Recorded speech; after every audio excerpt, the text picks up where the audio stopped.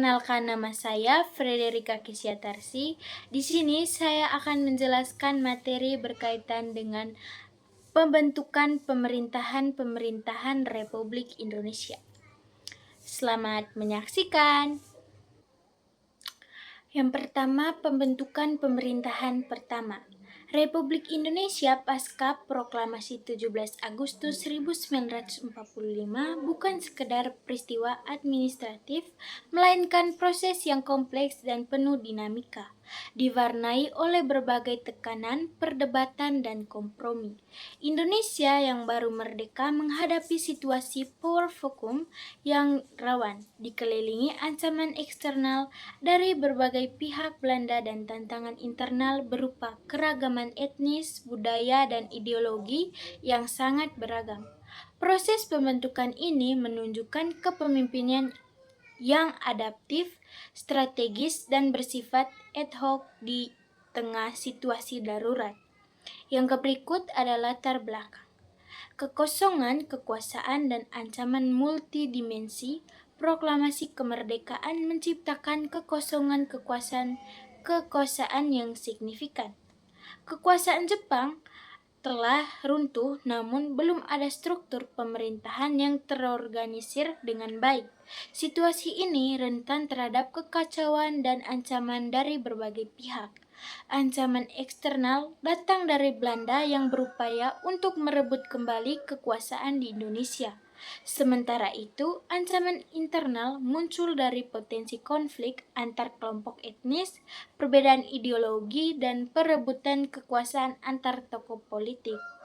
Soekarno dan Hatta sebagai tokoh yang diakui secara luas memikul tanggung jawab besar untuk segera membentuk pemerintahan yang sah untuk mencegah anarki dan menegaskan kedaulatan Indonesia.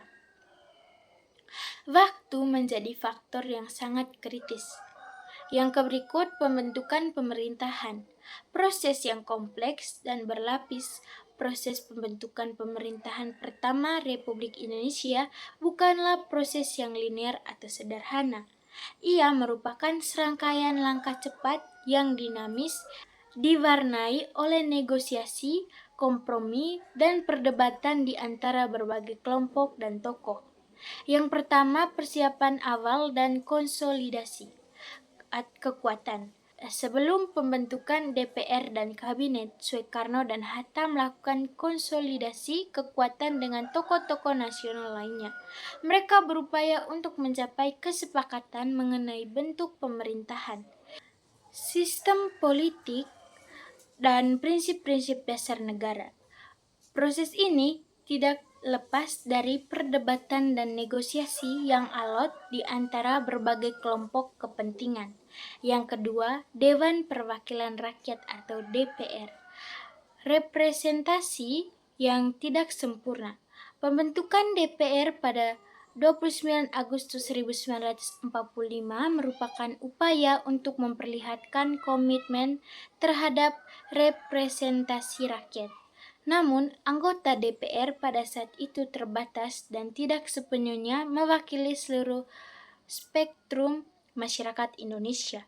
Komposisinya lebih mencerminkan kekuatan politik yang ada sebelum proklamasi, dengan dominasi dan partai-partai politik yang telah ada sebelumnya. Proses pemilihan dan representasi sebelum sepenuhnya demokratis mencerminkan situasi darurat dan kebutuhan untuk segera membentuk pemerintahan.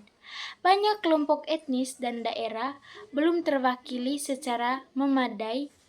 Yang ketiga, kabinet presidensial, pusat kekuasaan dan kepemimpinan yang kuat. Pengumuman Kabinet Presidensial pada 2 September 1945 menunjukkan sistem pemerintahan yang terpusat pada Presiden. Soekarno sebagai Presiden memiliki kekuasaan yang cukup besar, mencerminkan kebutuhan akan kepemimpinan yang kuat dan tegas di tengah situasi krisis. Hatta sebagai wakil presiden berperan penting dalam menjalankan pemerintahan dan menyimbangkan kekuasaan presiden.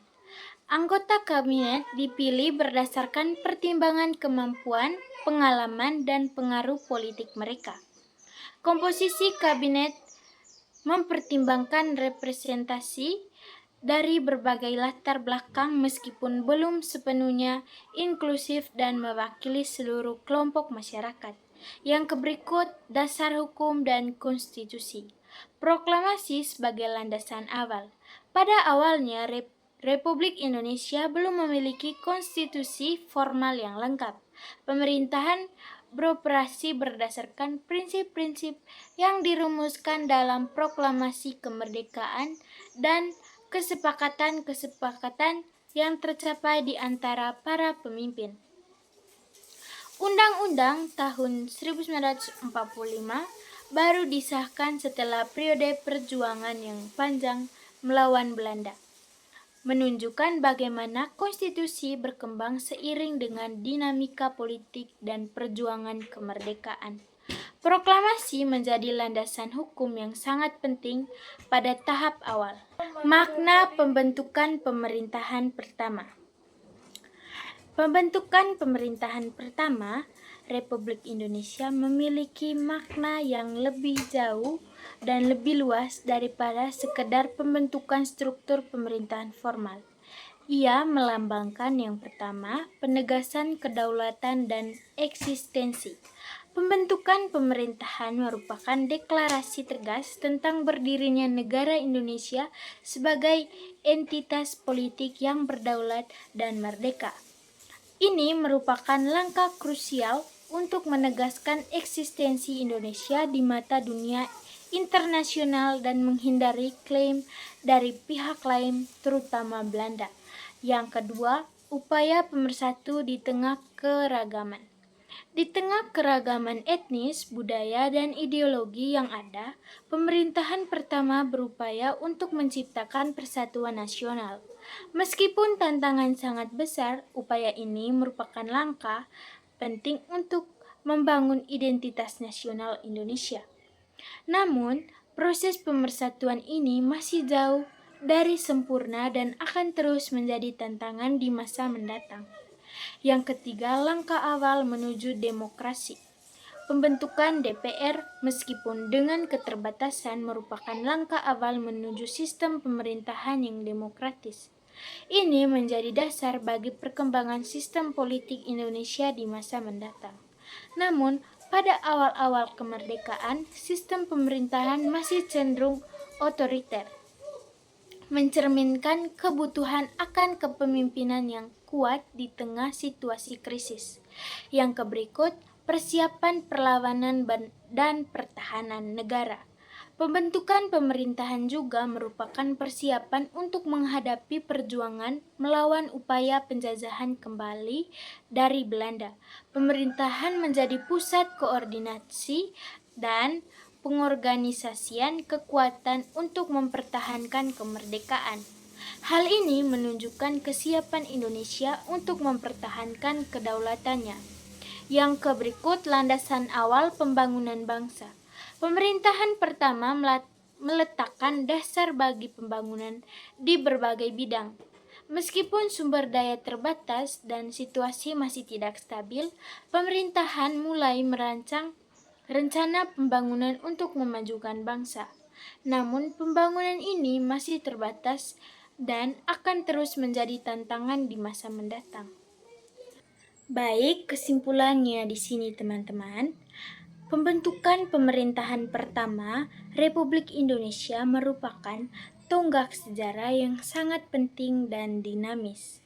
Prosesnya penuh tantangan, namun menunjukkan kepemimpinan yang tegas, adaptif, dan upaya untuk membangun konsensus nasional di tengah situasi yang sangat sulit.